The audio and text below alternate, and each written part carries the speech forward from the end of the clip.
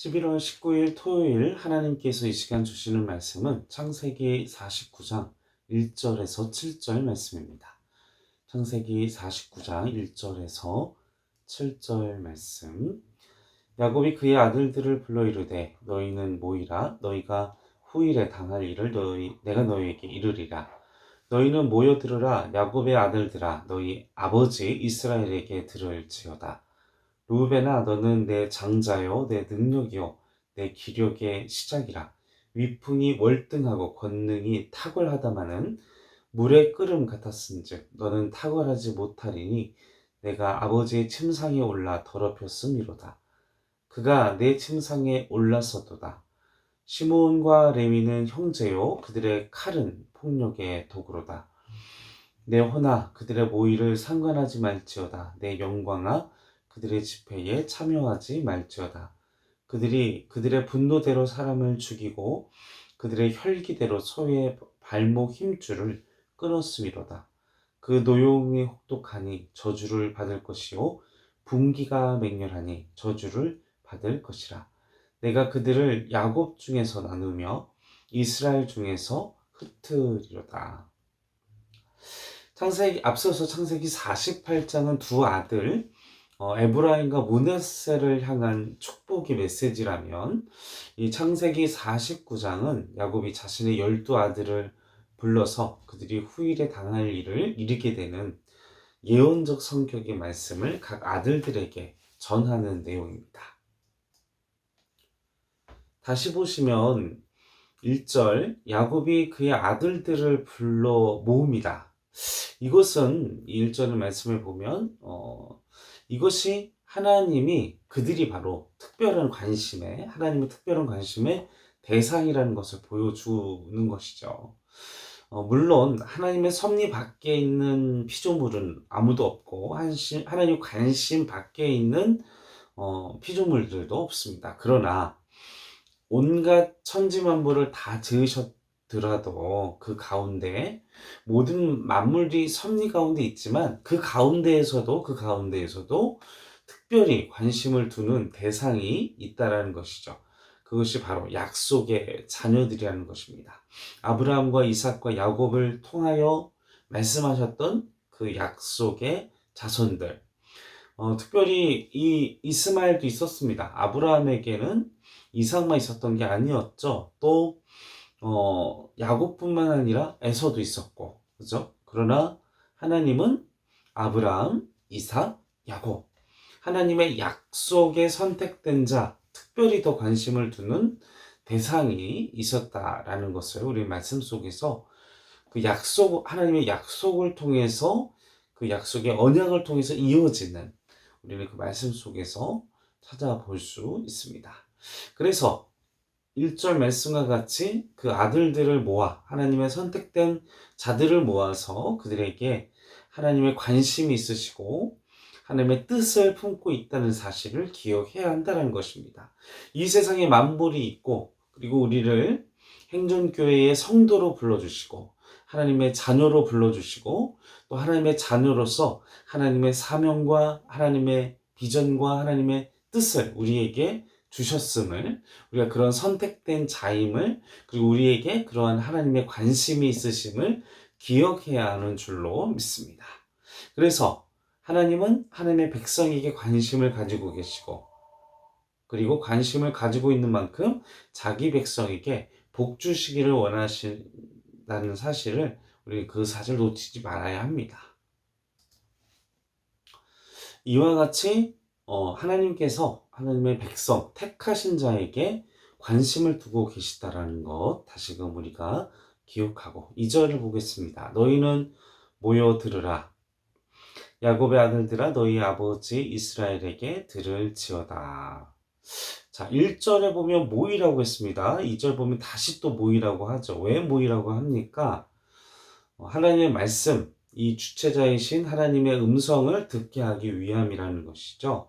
모여야 한다는 것입니다. 우리 하나님의 백성들, 우리 성도 여러분들도 우리가 말씀을 듣기 위해서는 모여서 함께 예배할 때 하나님의 마음을 그리고 하나님의 뜻을 알 수 있습니다. 모여야 한다는 것입니다. 함께 해야 한다는 것입니다. 함께 예배해야 한다는 것입니다. 우리가 예배하기를 힘쓰고 모이기를 힘쓰고 하나 되기를 힘써야 되는 시기가 되어졌습니다. 이제 코로나 시국도 뭐 계속 되고 있지만 이제 예배할 수 있는 기회의 시간이 주어졌고 우리가 방역 지침을 잘 지키면서 그리고 예배하기 위해서 또 나와야 한다는 것이죠.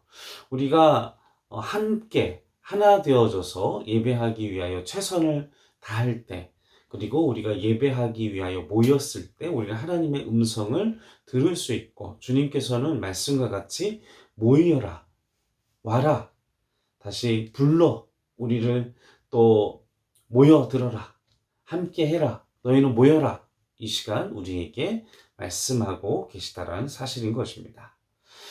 그러므로 인해서 우리는 그 말씀을 듣고 이전 말씀을 보면 야곱의 아들들이라고 하는데 마지막에 그 너희 아버지 이스라엘에게 또 이 야곱 너희 아버지 야곱에게 이렇게 끝나야 되잖아요. 근데 이스라엘이라고 표현을 하고 있습니다. 근데 이것은 어떤 의미입니까? 이제 야곱의 이름은 어떤 이름입니까? 거듭나지 않은 그러니까 하나님과 결단하고 하나님의 말씀대로 그리고 분일이라고 이름을 또 했죠. 하나님 얼굴을 배웠고 또 하나님과 또 겨루고 막 이러지 못했던 야곱, 옛사람 야곱, 속이는 자 야곱, 거듭나지 못했던 야곱. 그런 야곱의 아들들을 불러 모아 주셨으니 얼마나 큰 은혜입니까? 그죠? 거듭나지 못했던 그런 연약한 자, 부족한 자, 그 아들들이 불림을 받았다. 죽을 수밖에 없는 그 생명을 하나님께서 그러함에도 불구하고 불러주셨는데 바로 이스라엘이라는 이름 안에서 그 이스라엘이라는 아버지의 이름 안에서 하나님의 축복이죠. 어찌 감히 하나님 이길 수 있겠습니까? 하나님 은혜를 베풀어 주셨으니 가능한 일이죠. 너희는 야곱과 같은 존재였지만 죽을 수밖에 없는 존재였지만 이스라엘과 같이 은혜와 자비를 베푸신다. 그런 의미의 메시지가 이 지금 함께 읽은 그 말씀, 2절 말씀 가운데 있다라는 것입니다. 사랑하는 성도 여러분, 우리는 죽을 수밖에 없는 존재였지만 우리는 예수님 때문에 하나님의 자녀라 우리를 선택해 주시고 우리를 불러주셨다는 사실을 기억하시기를 바랍니다. 이제 우리는 처음 새아들을 향한 그 예언적 말씀을 살펴보도록 하겠습니다. 우선 3절을 보시면 루벤을 향하여 이렇게 말씀하십니다. 루벤아 너는 내 장자요 내 능력이요 내 기력의 시작 그리고 월등하고 탁월하지만 이 태어난 순서로 말하자면 루벤이 장자가 맞지요. 그런데 그가 또 탁월한 능력을 가진 탁월한 기력을 가진 그런 사람이라고 이야기를 하고 있습니다. 그런데 그럼에도 불구하고 4절에 보면 물이 끓음 같았은즉 너는 탁월하지 못하리니 내가 아버지의 침상에 올라 더럽혔음이로다. 르우벤의 사건 알고 있죠? 르우벤이 창세기 35장 22절에 아버지의 첫 비라와 동침을 했습니다. 자신의 어떤 친어머니는 아니지만 아버지의 아내와 동침을 한 것이기 때문에 근친상간에 해당하죠. 율법에 의했으면 율법에 만약에 그가 율법을 받은 상태였다면 매장당하거나 돌에 처짐을 당하거나 죽임을 당하는 엄청난 죄악과 엄청난 사건입니다. 이거 상당히 부끄러운 일이죠. 그로 인해서 그가 그런 일련의 그런 문제들 때문에 장자의 명분과 그리고 또 그런 모든 것이 박탈되게 되는 그래서 그 모든 것을 빼앗기게 되는 결과를 르우벤은 처하게 된 것이었습니다. 만약 이러한 내용으로 첫째 아들 르우벤에게 이런 메시지가 전해졌다면 그는 그 스스로 회개하고 또 자신에게 그런 죄에 다시는 빠지지 않도록 스스로를 돌아봐야 할 것입니다. 하나님께서 이 말씀을 르우벤에게 주신 것은 그 죄에 대한 무게, 그리고 다시는 그 죄를 범하지 않도록, 그리고 그 죄를 인정하고 진정한 참회의 삶을, 회개의 열매를 맺도록 하기 위해서입니다. 이것은 단순히 그를 책망하는 것에만 끝나는 것이 아니라 그에게 주신, 그에게 해당하는 복을 더 누리고, 그리고 하나님의 그 복의 자리로 돌아올 수 있도록 하시기 위한 하나님의 축복의 메시지인 것입니다. 그래서 이 말씀을 단순히 저주로만 생각해서는 안 됩니다. 이 말씀을 통해 이 저주는 일시적인 것일 뿐입니다. 영원한 저주를 받지 않도록 하기 위해서 하나님이 이 메시지를 그에게 주신 것입니다. 왜냐하면 하나님께서 주시는 모든 형벌, 그리고 이런 것들은 이러한 일들의 목적은 그 대상을 돌이키고 바로 세우고 하나님의 뜻대로 나아갈 수 있도록 하기 위함인 것입니다.